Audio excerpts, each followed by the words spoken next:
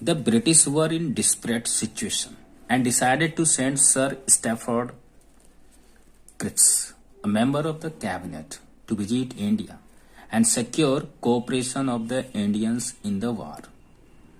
British desperate situation में थी and decided to send sir Stafford Cripps और sir Stafford Cripps को भेजने का फैसला किया, जो एक कैबिनेट के मेंबर थे, to visit India, India visit करने के लिए, and secure cooperation of the Indians in the war, और युद्ध में इंडियंस के कोऑपरेशन को सुनिश्चित करने के लिए भेजा।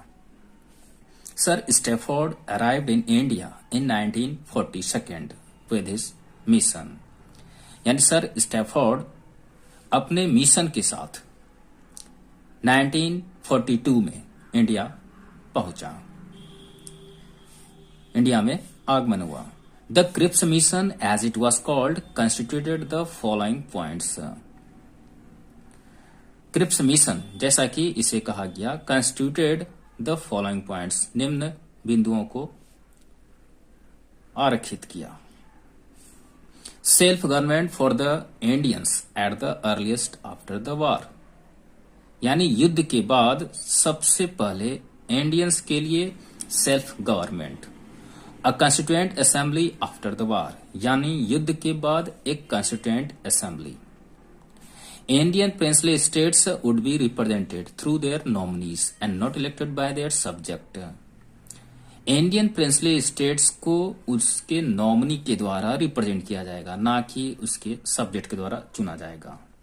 This proposal gave a severe blow to Indian unity, और इस प्रपोजल ने इंडियन यूनिटी में एक सीवर ब्लो ला दिया। The interest of the people were ignored, लोगों के इंटरेस्ट को इग्नोर किया गया। No limit was set for the actual grant of dominion status, कोई भी लिमिट फिक्स्ड नहीं की गई for the actual grant of dominion status. The negotiations between Cripps and Congress representatives also broke down and the Muslim League also rejected the proposals. Cripps और Congress representatives के बीच negotiations भी टूट गई और मुस्लिम लीग ने भी प्रपोजल को रिजेक्ट कर दिया।